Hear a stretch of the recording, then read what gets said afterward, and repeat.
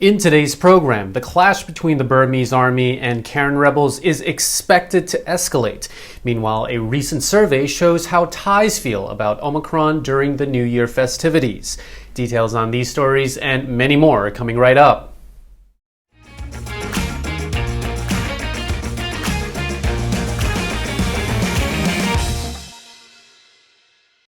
You're watching Thailand News Today, bringing you the latest headlines in Thailand and beyond.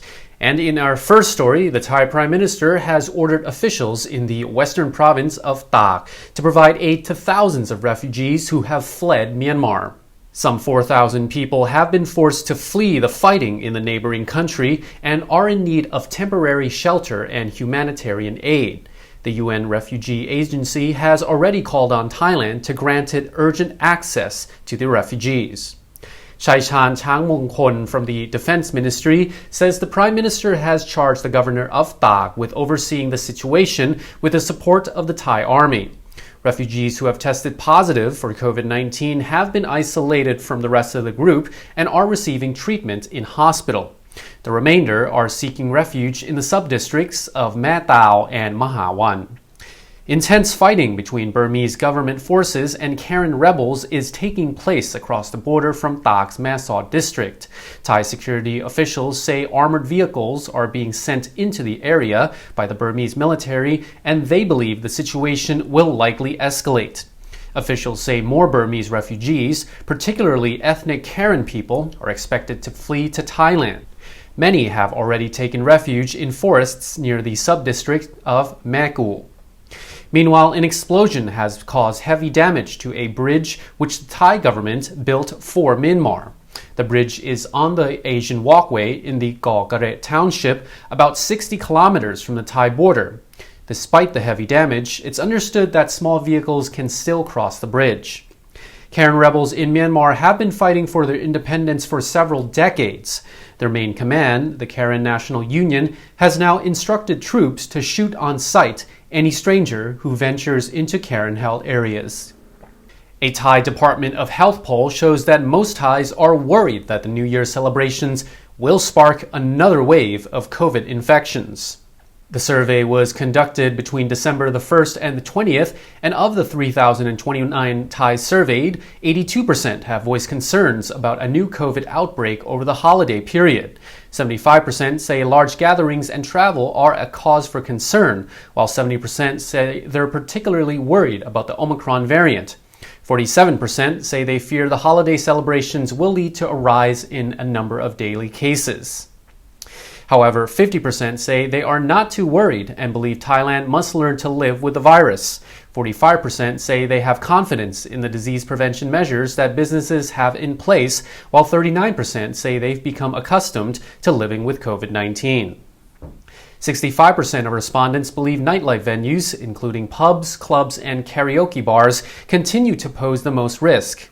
60% point to tourist sites as being risky, while other potentially unsafe locations include markets at 48%, department stores at 45%, public transport at 44%, and restaurants at 42%.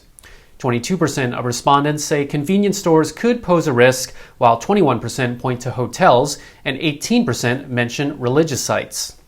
Of those surveyed, 84% plan to hold New Year's Eve parties at home, while 17% say they'll celebrate 2022's arrival in a restaurant, and 16% will do so at other events. Thai media reports that the traveler who tested positive for COVID and then left his quarantine hotel without permission has contacted the Embassy of Israel in Thailand to turn himself into police in Koh Samui. The Royal Thai Police Deputy Spokesperson told Thai media that travelers could face criminal charges for violating the emergency decree. Officials are still looking to determine who was in close contact with the infected traveler. Reports say the traveler entered Thailand last Friday and checked in at a hotel off Sukhumvit Road in Bangkok. The same day, while waiting for his test result, the traveler left his hotel with his luggage. He called the hotel the following day, claiming that he was visiting a friend at a hospital and that he would come back to the hotel later that day. But he did not. The Phuket News is reporting that plans to allow the sale of alcohol throughout the night during New Year's Eve on the southern island have been scrapped. Governor Narong Wunsiu had recently issued an order confirming that the sale of alcohol would be extended from 11 p.m. on December the 31st until 6 a.m. on January the 1st. However, a notice posted last night by the Phuket Info Center says this has now been cancelled. Restaurants on Phuket with the correct licenses are currently allowed to sell alcohol until 11 p.m. For New Year's Eve, this will now be extended to 1 a.m. For venues hoping to recoup some of the heavy losses endured since the start of the pandemic, this development will come as a blow. There has been no official reason given for the change in the ruling. However, the announcement follows the CCSA's Friday announcement that New Year's Eve alcohol sales can be extended until 1 a.m. throughout the country. It also follows confirmation from the central government that the Test and Go entry scheme is being suspended.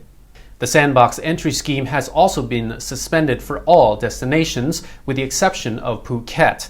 However, travelers already registered and approved to enter Thailand under the Thailand Pass Test and Go and Sandbox programs will still be able to enter until January the 10th. For now, those not yet registered can only enter Thailand via alternative quarantine or the Phuket Sandbox. The decision has been taken amidst growing concerns over the Omicron variant and will be reviewed on January the 4th. 25 of 31 Thai pilgrims recently returned from a pilgrimage to Mecca have tested positive for the Omicron variant. The group landed at Bangkok's Suvarnabhumi Airport from Saudi Arabia on December the 15th.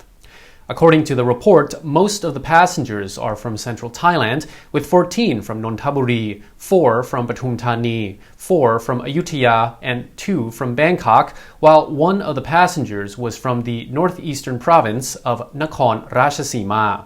The 25 are now in state quarantine, with all close contacts asked to report to health officials as soon as possible. Meanwhile, Chiang Rai has reported its first case of the Omicron variant in a 36-year-old British man who recently arrived in Bangkok and traveled to the northern province.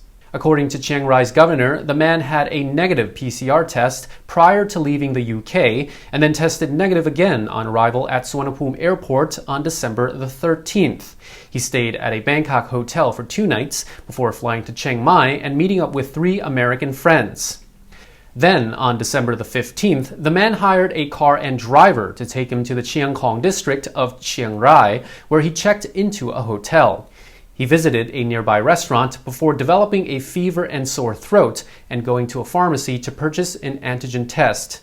After testing positive that night, he went to the hospital for a PCR test the following morning, which confirmed that he had COVID. After being admitted to the hospital, subsequent tests showed that the man was infected with the Omicron variant. The 3 Americans, along with the driver hired by the British man, are now considered high-risk contacts, despite their initial tests coming back negative. A government spokesperson says that over 35 billion baht is being earmarked for 90 million doses of COVID-19 vaccines from Pfizer and AstraZeneca. Rashada Thanadirek says the funds will come from the COVID-19 relief loan the government obtained under the executive decree. The vaccine fund is part of a total fund of 35.9 billion approved at a cabinet meeting yesterday. With this sum, the government will purchase 30 million vaccine doses from Pfizer, while 60 million AstraZeneca doses will be purchased. Rashada says that the remainder of the 35.9 billion baht will provide government aid for people in the social security net who work in nightlife and entertainment businesses, as well as for organizing various sporting events. Freelance entertainment workers insured under the Social Security Fund will be eligible for financial relief, as will private employees who are covered. A total of 607 million baht has been allocated to the program, with over 121,000 workers qualifying for the aid.